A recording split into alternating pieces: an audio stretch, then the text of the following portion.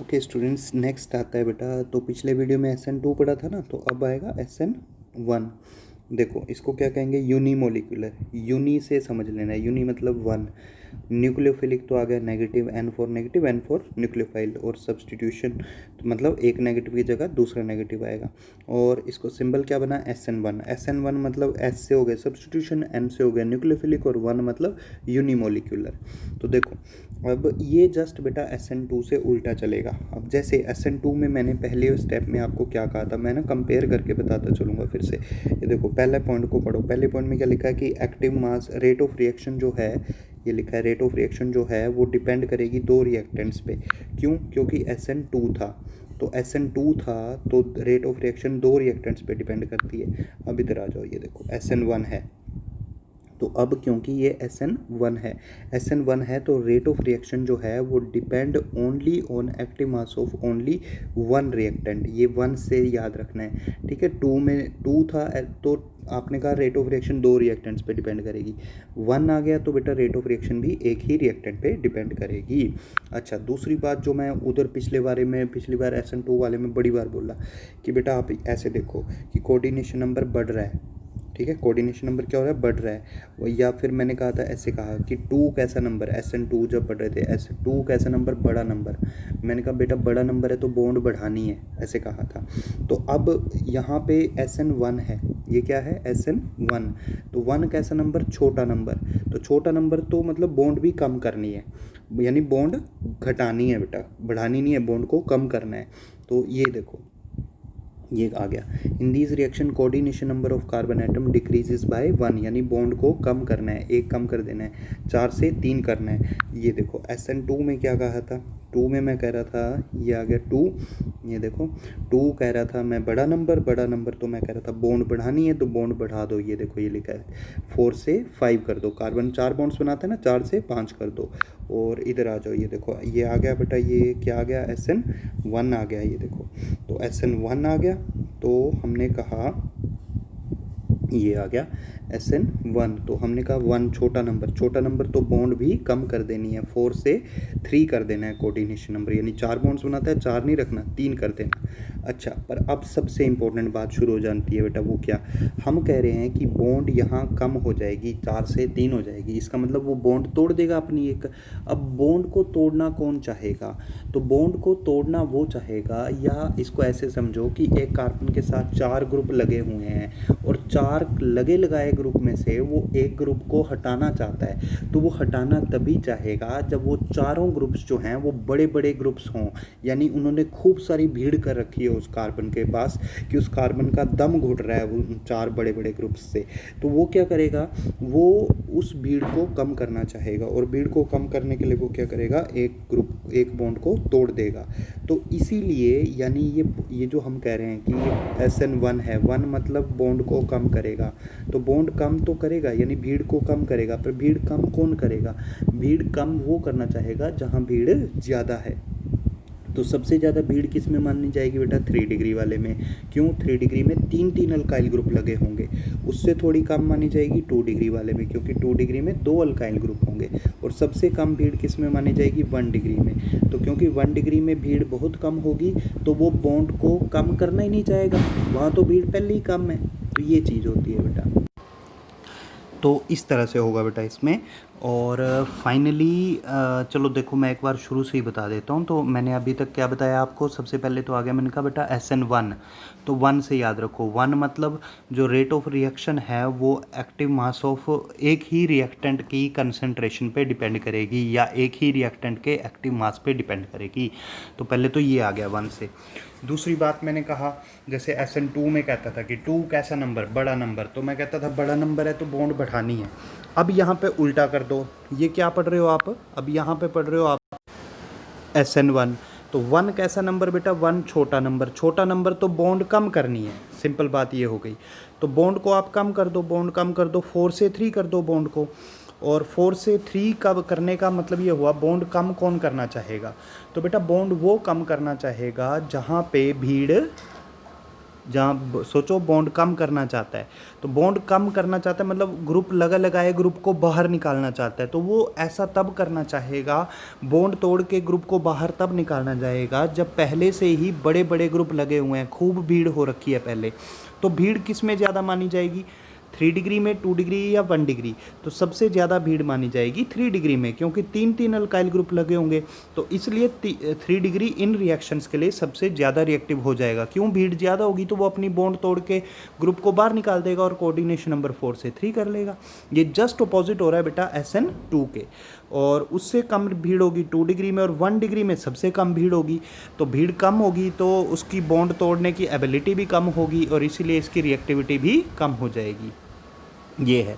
अच्छा, अब कई बार क्या होगा, मान लो दोनों 3 डिग्री हैं, जैसे ये दोनों 3 डिग्री हैं, तो दो कंपाउंड है जैसे आपके पास एग्जांपल, मान लो दोनों 3 डिग्री हैं, फिर तुम कैसे पता लगाओगे कि कौन अपनी बॉन्ड जल्दी तोड़ेगा या SN1 के लिए कौन ज़्यादा रिएक्टिव होगा। तो देखो कंसेप्ट वही है कि SN1 यानी छोटा नंबर यानी बॉन्ड तोड़ेगा। तो बॉन्ड कौन तोड़ना चाहेगा, जहाँ भीड़ ज़्यादा होगी। तो अगर एक तो मैंने कह लिया कि 1 डिग्री 2 डिग्री 3 डिग्री है, तो 3 डिग्री में भीड़ ज़्यादा है तो वो SN1 से जाएगा। लेकिन अगर दोनों ही 3 डिग्री हैं फिर कैसे देखोगे, तो दोनों 3 डिग्री हों तब भी हमने वही कंसेप्ट लगाना है कि जिसमें भीड़ ज़्यादा होगी वो बॉन्ड तोड़ेगा और वो SN1 से जाएगा। तो आपने देखना है फिर, अगर दोनों 3 डिग्री हैं तो ब्रांचिंग को देखो, जिसमें ब्रांचेस ज़्यादा लगी होंगी। अब ब्रांचेस ज़्यादा लगी हैं तो भीड़ भी ज़्यादा होगी, भीड़ ज़्यादा होगी तो वो बॉन्ड तोड़ देगा अपनी और SN1 रिएक्शन शो कर देगा। तो बस यही है कि अगर दोनों 3 डिग्री हैं तो मोर is the branching, more will be the reactivity for SN1 reaction. और जैसे SN2 में था वैसे ही दोबारा एक और SN1 में ये पॉइंट भी आ जाता है कि मान लो दोनों ही 3 डिग्री हैं, और दूसरी बात मान लो दोनों में ही ब्रांचिंग भी बराबर हैं, तो 3 डिग्री भी हो गए, ब्रांचिंग भी बराबर हो गई, तो फिर SN1 के लिए कौन ज़्यादा रिएक्ट करेगा। तो फिर कंसेप्ट वही लगाओ, SN1 मतलब छोटा नंबर मतलब बॉन्ड तोड़नी है। बॉन्ड कौन तोड़ना चाहेगा, जहाँ भीड़ ज़्यादा है। तो भीड़ ज़्यादा तो 3 डिग्री भी दोनों है, ब्रांचिंग भी दोनों में ही है, तो फिर भीड़ किस में ज़्यादा मानी जाए, तो भीड़ उसमें ज़्यादा मानी जाएगी जहाँ पे जो ब्रांच होगी वो ग्रुप के क्लोज होगी। ब्रांच ग्रुप के जितना क्लोज होगी भीड़ ज़्यादा मानी जाएगी।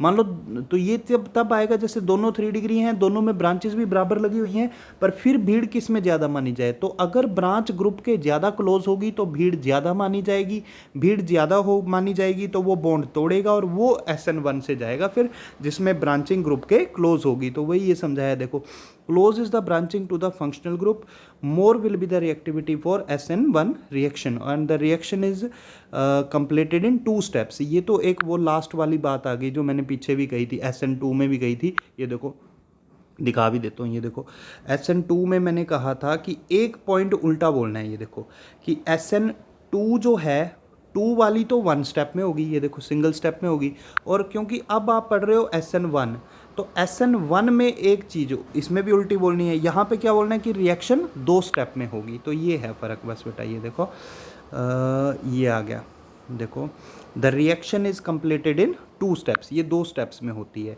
तो देखो पहले स्टेप पे आते हैं अब, पर पहले स्टेप में आने से पहले देखिए स्टेप 1 कह रहा है ये, और स्टेप 1 जो है ये स्लो स्टेप भी लिखा हुआ है इसने। तो स्टेप 1 में पहले तो एग्जाम्पल को देखो, ध्यान से देखो इस एग्जाम्पल को। इसमें सेंटर पे तो ले लिया कार्बन, ये आ गया हेलोजन के साथ बॉन्ड बना दी इसने। एक तरफ Me लिखा हुआ है, Me क्या है, मिथाइल यानी CH3। दूसरी बॉन्ड पे इथाइल जोड़ दिया यानी C2H5। तीसरी बॉन्ड पे Pr जोड़ दिया, Pr मतलब प्रोपाइल यानी C3H7। तो देखो इस कार्बन की सिचुएशन को समझो, एक मिथाइल लग गया, एक इथाइल लग गया, एक प्रोपाइल लग गया, यानी तीनों बड़े बड़े ग्रुप लग गए, अलग अलग ग्रुप हैं तीनों। तो पहले तो 3 अल्काइल ग्रुप हो गए, 1 2 3, 3 हो गए, तो ये 3 डिग्री हो गया, 3 डिग्री, और ग्रुप भी फिर ऊपर से अलग अलग हो गए। तो भीड़ बहुत ज़्यादा है, भीड़ ज़्यादा है तो ये बॉन्ड तोड़ना चाहेगा। बॉन्ड तोड़ने का मतलब कोऑर्डिनेशन नंबर कम करेगा। कम मतलब अगर कोऑर्डिनेशन नंबर कम होता है तो वो SN1 होती है, तो इसलिए ये SN1 रिएक्शन शो करेगा। और SN1 के एग्जाम्पल में इसीलिए ये लिया। तो ये अपनी मर्जी से नहीं लेने हैं बेटा एग्जाम्पल, ये सोच समझ के लेने हैं। SN1 में लेना हो तो इस तरह का एग्जाम्पल लो 3 डिग्री का, और SN2 जो था पीछे उसमें मैंने 1 डिग्री एग्जाम्पल लिया था, वहाँ पे भी समझाया मैंने। और दूसरी बात ये देखो टेट्राहेड्रल लिखा है। टेट्राहेड्रल क्यों? क्योंकि कार्बन ने 4 बॉन्ड्स बनाई हुई हैं। ये 1 एक X के साथ आ गई, एक मिथाइल के साथ आ गई, 2 3 इथाइल के साथ आ गई, और 4th ये प्रोपाइल के साथ आ गई। और अब क्योंकि भीड़ बहुत ज़्यादा है, तो भीड़ ज़्यादा है तो ये बॉन्ड तोड़ना चाहता है, और इसीलिए ये देखो ये बॉन्ड के इलेक्ट्रॉन कौन ले जाना चाहेगा? X। क्यों? और ये बॉन्ड क्यों टूटेगी? क्योंकि X इलेक्ट्रोनेगेटिव होते हैं, क्लोरीन ब्रोमीन आयोडीन। तो X पे कैसा चार्ज है, मैं एक बार ऐसे करके बता देता हूँ। ये देखो, तो ये देखिए X पे कैसा चार्ज होगा? नेगेटिव, और कार्बन पे पॉजिटिव। ये चार्जेस बना भी लेना अपनी नोटबुक में इवन। तो क्योंकि ये चार्जेस बन गए, अब कई दिनों से बोल रहा हूँ, ये पिछले वीडियोस में भी सुन लिया होगा आपने, अगर बॉन्ड में चार्जेस बन जाएं तो बॉन्ड वीक हो जाती है। तो ये बॉन्ड इसलिए जल्दी टूट जाएगी, और ये थोड़ा कार्बन अपनी भीड़ को कम कर लेगा। तो ये बॉन्ड तोड़नी है अगले स्टेप में। ये देखो ये बॉन्ड तोड़ दी, ये देखिए ये बॉन्ड टूट गई। और इसको मैं ऐसे करके भी दिखा देता हूँ एक बार, ये देखिए। तो यहाँ पे ये बॉन्ड जब टूट गई तो X नेगेटिव तो चला गया बेटा, और पीछे क्योंकि यहाँ से बॉन्ड के इलेक्ट्रॉन्स तो X ले गया, तो कार्बन पे कैसा चार्ज आ गया? पॉजिटिव। तो ये देखो ये कार्बन पे पॉजिटिव चार्ज बनाया हुआ है, और ये एक मिथाइल, इथाइल और प्रोपाइल, ये 3 के साथ बॉन्ड बनी रहेगी। और ये क्या बन गया बेटा? ये बन गया कार्बोकटायन। कार्बोकटायन। और इसमें अब बॉन्ड्स कितनी रहेगी? सिर्फ 1 2 3 रहेगी। तो ये शेप क्या होगा इसकी? Trigonal planar. ये शेप्स पे भी ध्यान देना, ये ऐसी शेप्स होती हैं। टेट्राहेड्रल की इसी तरह से होती है, ट्राइगोनल प्लेनर की यही शेप होती है। तो ये इस तरह से हो गया बेटा। और नेक्स्ट स्टेप पे आ जाओ। अभी ये देखो कोऑर्डिनेशन नंबर कम हो गया ना, इधर कार्बन की 4 थी, 1 2 3 4, और यहाँ पे 1 2 3 बॉन्ड्स रह गई अब इसकी। तो अब स्टेप 2 पे चले जाते हैं। देखो स्टेप 2 में क्या लिखा हुआ है, देखो स्टेप 2 में लिखा है हमने फास्ट स्टेप। फास्ट स्टेप क्यों होगा? अच्छा ये स्लो क्यों था? क्योंकि इस स्टेप में क्या हुआ? बॉन्ड टूटी है। बॉन्ड तोड़ने के लिए क्या चाहिए होती है? एनर्जी। और बॉन्ड तोड़ने के लिए जब तक प्रॉपर एनर्जी नहीं मिलेगी तो बॉन्ड टूटेगी भी नहीं। या फिर ऐसे भी समझो, जिन काम को करने में बहुत एनर्जी लगानी पड़ती है, जैसे मान लो आपने अपने घर में एक डबल बेड रखा हुआ है, दीवान, वो पूरा आपने एक कमरे से उठा के दूसरे कमरे में लेके जाना है, तो आपको उसको क्या 1-2 सेकंड में ही कर दोगे? नहीं कर पाओगे ना। क्यों? वो काम मुश्किल है। तो वही चीज़ है बेटा, जिन काम में एनर्जी ज़्यादा लगती है, जैसे बॉन्ड तोड़नी है तो एनर्जी लगेगी, एनर्जी लगेगी तो ये धीरे धीरे ही होगा, मुश्किल काम है। तो ये चीज़ है।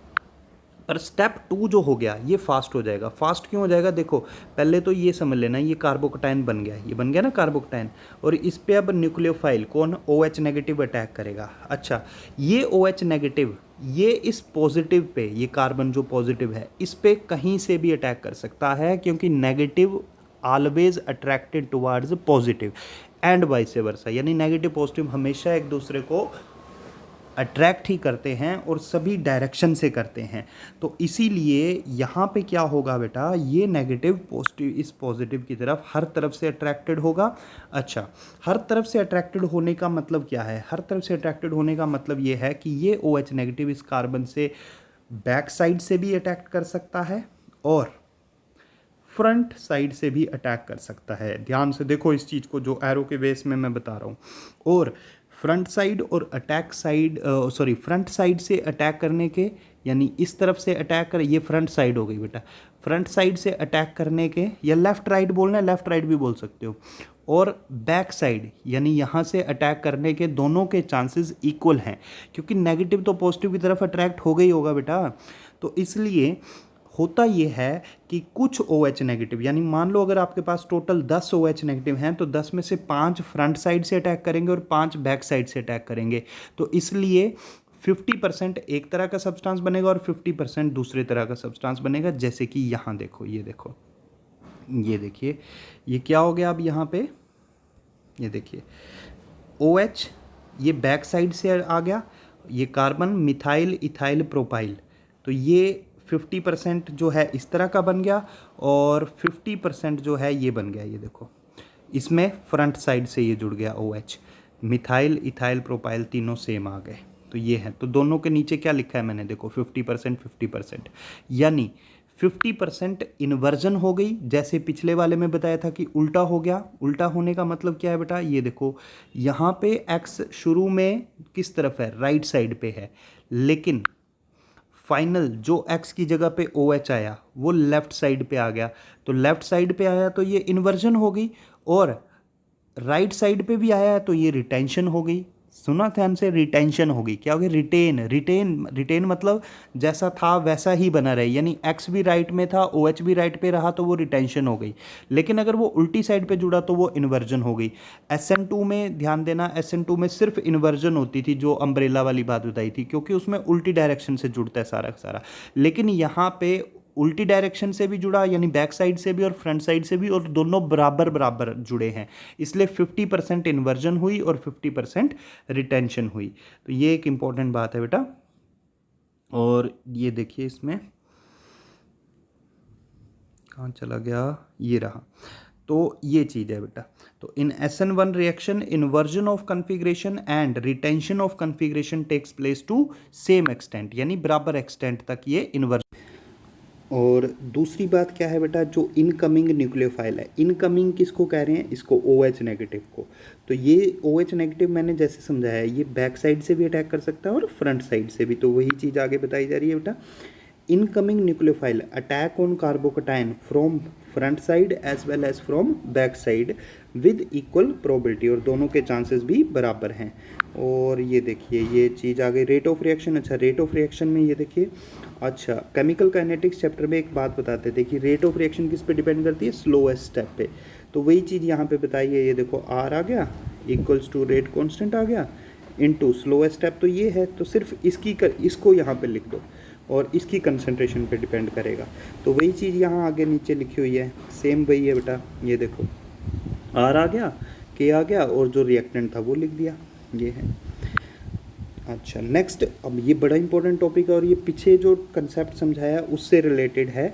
और चलो मैं एक बार चाहे पीछे दिखा भी देता हूँ आपको नोट्स में, ताकि आपको और क्लैरिटी आए। ये हमने अलाइल और जो बेंजाइल का कंसेप्ट बताया था ना, उससे रिलेटेड है। तो ये था ये इधर था नोमेनक्लेचर, अलाइल, राइल आ गया, हाँ ये रहा बेटा। ये देखो ये हमने क्या कहा था, ये देखिए इधर बेंजाइल। पहले तो बेंजाइल होते कौन है वो मैं फिर बता देता हूँ। बेंजाइल होते हैं जिसमें फंक्शनल ग्रुप जो है वो sp3 कार्बन से जुड़ा है और sp3 कार्बन के साथ बेंजीन रिंग लगी हो, उनको कहते हैं बेंजाइल।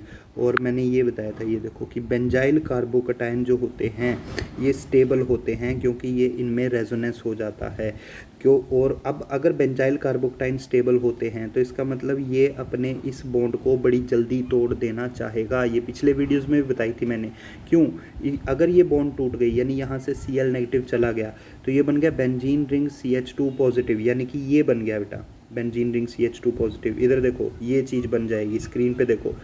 तो अगर Cl नेगेटिव जाने के बाद ये बेंजाइल कार्बोकटाइन, इधर मैं मार्क कर रहा हूँ स्क्रीन में देखिए नीचे, तो बेंजाइल कार्बोकटाइन बन गया तो ये स्टेबल है। स्टेबल क्यों है, इन रेजोनेटिंग स्ट्रक्चर्स की वजह से। तो इसलिए ये बेंजाइल जो है ये अपनी बॉन्ड को तोड़ना चाहेगा। और एक और बात जो बताना रह गई, क्या, इसको ध्यान से देखो, ये 1 डिग्री है। कैसे है 1 डिग्री, देखो 1 डिग्री के लिए मैं कई बार बोल चुका हूँ कि मेन बात तो ये है कि ग्रुप के साथ क्या लगा होगा, CH2, और दूसरी बात जो CH2 होगा उसके साथ एक ही ग्रुप लगा होगा, तो एक ही तो है बेंजीन, तो ये 1 डिग्री है। तो 1 डिग्री है ये। अब 1 डिग्री यानी भीड़ कम, भीड़ कम तो वो तो बॉन्ड बढ़ाना चाहेगा, बॉन्ड बढ़ाना चाहेगा तो वो तो SN2 से जाएगा, बड़ा नंबर होता है ना बॉन्ड बढ़ाने में, SN2 से जाएगा। पर नहीं, ये 1 डिग्री होते हुए भी ये बॉन्ड तोड़ना चाहेगा और SN1 से जाएगा। तो बॉन्ड तोड़ना यानी ग्रुप भीड़ को कम करना, तो भीड़ कम करना मतलब छोटा नंबर ना 1, तो इसलिए ये SN1 से जाएगा 1 डिग्री होते हुए भी। यही एक इम्पॉर्टेंट बात है। और ये अलाइल के लिए भी ट्रू है। देखो पर पहले अलाइल देख लो, अलाइल क्या होते हैं। अलाइल में भी हमने कहा था हेलोजन एटम किससे जुड़ा है, sp3 से जुड़ा है, और उसके नेक्स्ट पे होता है डबल बॉन्ड वाला कार्बन। ये देखो ये हेलोजन एटम आ गया यानी फंक्शनल ग्रुप, ये sp3 से जुड़ा होगा, और नेक्स्ट जो होगा वो डबल बॉन्ड वाला कार्बन होगा, ये अलाइल होता है। अच्छा अब यहाँ अलाइल में भी देख लो, अलाइल में भी ये कैसा है 1 डिग्री है बेटा, कैसे ग्रुप के साथ कौन है CH2, और दूसरा बात इसके साथ एक ही कार्बन डायरेक्ट जुड़ा है तो ये 1 डिग्री है। अब फिर वही बात, ये 1 डिग्री है, 1 डिग्री मतलब भीड़ कम, भीड़ कम तो ये तो बॉन्ड बढ़ाना चाहेगा, बॉन्ड बढ़ाना चाहेगा का मतलब इसको SN2 से रिएक्शन शो करनी चाहिए पर नहीं करेगा, इस पर क्रॉस लगा दो, गलत होगा ये 1 डिग्री होते हुए भी ये SN1 से ही जाएगा। क्यों, ये देखो ये समझाया हुआ है, क्योंकि इधर Cl लगा हुआ था ना, इधर देखो इधर Cl लगा हुआ था, तो ये Cl जब ये बॉन्ड टूट गई तो इस पे आ गया पॉजिटिव चार्ज, जैसे ये बनाया हुआ है पॉजिटिव, और अब इसमें ये बॉन्ड इधर आ जाएगी तो रेजोनेटिंग स्ट्रक्चर्स बन जाएंगे, ये जो अलाइल कार्बोक्टाइन बनेगा, यानी कि ये मैं दिखा देता हूँ इधर भी, ये देखो जब ये Cl नेगेटिव यहाँ से चला जाएगा तो इस पे आ जाएगा पॉजिटिव चार्ज, और इस पे पॉजिटिव आएगा तो ये बॉन्ड इधर आ जाएगी और एक रेजोनेटिंग स्ट्रक्चर ये भी बन जाएगा बेटा CH2, और ये देखो ये CH2 सेम आ गया ना ये वाला, आगे सिंगल बॉन्ड आ जाएगी, फिर CH है, फिर यहाँ पे सिंगल थी अब डबल हो जाएगी और ये CH2 हो जाएगा, और ये जो शुरू वाला CH2 है इस पर पॉजिटिव चार्ज आ जाएगा क्योंकि इसने ये इलेक्ट्रॉन दिए ना, तो क्योंकि इस पर रेजोनेंस हो गया, जब ये बॉन्ड टूटी और ये कार्बोक्टाइन बना तो रेजोनेंस हो गया, इसका मतलब ये जो अलाइल कार्बोक्टाइन बनता है यानी इस बॉन्ड को तोड़ने के बाद ये स्टेबल होता है, तो इसीलिए ये भी अपनी इस बॉन्ड को तोड़ना चाहेगा और रिएक्ट करना चाहेगा। तो बॉन्ड तोड़ना मतलब ग्रुप को कम करना, भीड़ कम करना, भीड़ कम करना तो छोटा नंबर लगेगा यानी SN1, तो ये बात है, यानी ये भी 1 डिग्री है और ये बेंजाइल वाला भी 1 डिग्री है, पर ये दोनों 1 डिग्री होते हुए भी बॉन्ड को तोड़ेंगे, यानी ऐसा नहीं है 1 डिग्री है तो भीड़ कम तो बॉन्ड बढ़ाएंगे, बॉन्ड तोड़ेंगे ये, क्योंकि बॉन्ड तोड़ने के बाद जो कार्बोक्टाइन बनता है वो स्टेबल होता है, और क्योंकि बॉन्ड तोड़कर रिएक्ट करेंगे तो तोड़ने से तो बॉन्ड कम हो जाती है, कम बॉन्ड कम होना मतलब छोटा नंबर, यानी SN1 से रिएक्ट करेंगे ना कि SN2 से। यहाँ पे इंपॉर्टेंट बात यही है बेटा कि नॉर्मली जो 1 डिग्री है, 1 डिग्री मतलब भीड़ कम यानी बॉन्ड बढ़ाना चाहेंगे, यानी नॉर्मली 1 डिग्री वाले SN2 से रिएक्ट करते हैं, पर यहाँ पे ऐसा नहीं होगा, तो वही चीज़ यहाँ बताई हुई है, इधर देखो ये बताई हुई है बेटा कि ये रहा कि अलाइल हैलाइड्स और बेंजाइल हैलाइड्स जो हैं show high reactivity for SN1 reaction, important भी लिखा हुआ है मैंने समझाया है बेटा, तो इसको अच्छे से सुनना ध्यान से, फिर समझ आ जाएगा, नहीं लगे पता तो चाहे फिर पूछ लेना। Even if they are 1 degree, यानी ये हाई रिएक्टिविटी होती है SN1 के लिए, even if they are 1 degree, यानी 1 डिग्री होते हुए भी, because after the cleavage of CX bond, यानी कार्बन और हेलोजन की बॉन्ड को तोड़ने के बाद जो कार्बोक्टाइन यानी बेंजाइल कार्बोक्टाइन और अलाइल कार्बोक्टाइन बनता है वो हाईली स्टेबल होता है ड्यू टू रेजोनेंस। और ये देखो ये चीज़ फिर यहाँ पे समझाई हुई है कि इसने अपनी Cl वाली बॉन्ड तोड़ दी, ये कार्बोक्टाइन ये स्टेबल हो गया, ऐसे ही इसने भी अपनी X वाली बॉन्ड तोड़ दी, ये कार्बोक्टाइन स्टेबल हो गया, तो इसलिए ये 1 डिग्री होते हुए भी SN2 से नहीं जाएंगे ना, जबकि SN1 से जाएंगे। और इसी तरह से देखो नेक्स्ट हमारे पास आता है, हाँ एक ये लास्ट पॉइंट रह गया इसमें, तो अगर कहता अल्काइल ग्रुप सेम हो, यानी दोनों 1 डिग्री हों, दोनों में ब्रांचेस भी ज़्यादा हों, दोनों में ब्रांचेस हों भी एक ही जगह पे हों, मतलब सब कुछ सेम हो, अल्काइल ग्रुप पूरा का पूरा ही सेम हो, तो फिर अगर आप सिर्फ क्या फ़र्क हो, हैलोजन का फ़र्क हो, यानी रिएक्टिविटी हैलोजन फ़र्क है, यानी क्लोरीन ब्रोमीन और आयोडीन, तो कहता फिर आपको SN1 और SN2 की रिएक्टिविटी का कैसे पता लगाना है, कहता बड़े ही आसान है, कुछ पता लगाना ही नहीं है, कहता चाहे वो SN1 पूछे चाहे वो SN2 पूछे, आपने आयोडीन वाला सबसे ज़्यादा रिएक्टिव, फिर ब्रोमीन और सबसे कम क्लोरीन वाला बताना, और अगर फ्लोरीन है वो और उससे भी कम बताना, पर वो होते नहीं है जनरली क्योंकि फ्लोराइड्स बन नहीं ना पाते इजली, इसलिए। अब ऐसा क्यों, क्योंकि बेटा अगर अल्काइल ग्रुप सेम है, पूरा का पूरा सब कुछ सेम है, यानी दोनों 1 डिग्री हो गए, दोनों में ब्रांच भी सेम हो गई, अच्छा ब्रांच सेम ही जगह पे हो गई, तो फिर कैसे पता लगाओगे भीड़ कम या भीड़ ज़्यादा, भीड़ कम भीड़ ज़्यादा का तो हम या तो हम ग्रुप 1 डिग्री 2 डिग्री 3 डिग्री देखते थे, या ब्रांच देखते थे, या ब्रांच क्लोज है दूर है ग्रुप से वो देखते थे, लेकिन ग्रुप ही सेम हो गया तो फिर ग्रुप को तो देखकर पता लगा ही नहीं सकते। फिर आपके पास चाहे वो SN1 पूछे बेटा चाहे वो SN2 पूछे, पर कब, जब ग्रुप सेम है, ये ध्यान रखना है, यानी तीनों में R है, मतलब CH3 है तो तीनों में CH3 है, C2H5 है तो तीनों में C2H5 है, तो I वाला सबसे ज़्यादा रिएक्टिव बताना है। क्यों बताना है अब वो सुन लो, लिखा नहीं हुआ, चाहे लिखना चाहो तो लिख भी लेना, क्योंकि आयोडीन का साइज़ कैसा होता है बेटा, बड़ा साइज़ होता है, लिखा क्यों नहीं है, क्योंकि ये समझाया हुआ है पहले भी। बड़ा साइज़ है, बड़ा साइज़ है तो बॉन्ड लेंथ ज़्यादा होगी कार्बन और आई की, और बॉन्ड लेंथ मतलब दोनों एटम दूर दूर हैं, दूर दूर हैं तो बॉन्ड वीक है, वीक है तो ये बॉन्ड जल्दी टूटेगी। तो बॉन्ड ये जितनी जल्दी टूटेगी उतनी जल्दी आई नेगेटिव निकलेगा, और कोई भी नया न्यूक्लियोफाइल यानी मान लो OH नेगेटिव वो आएगा। तो क्योंकि आई वाली बॉन्ड सबसे जल्दी टूटेगी इसलिए आई वाला सबसे रिएक्टिव है, फिर ब्रोमीन और सबसे कम क्लोरीन वाला। तो क्लोरीन क्यों कम रिएक्टिव है, क्योंकि क्लोरीन थोड़ा छोटा है साइज में, तो कार्बन और क्लोरीन की बॉन्ड लेंथ कम होगी, पास पास होंगे तो बॉन्ड मजबूत होगी, इसका टूटना मुश्किल होगा, तो इसका रिएक्ट करना भी मुश्किल होगा। तो ये चीज़ है बेटा, तो ध्यान से समझना, काफ़ी इंपॉर्टेंट टॉपिक है बेटा ये SN1 SN2 वाला।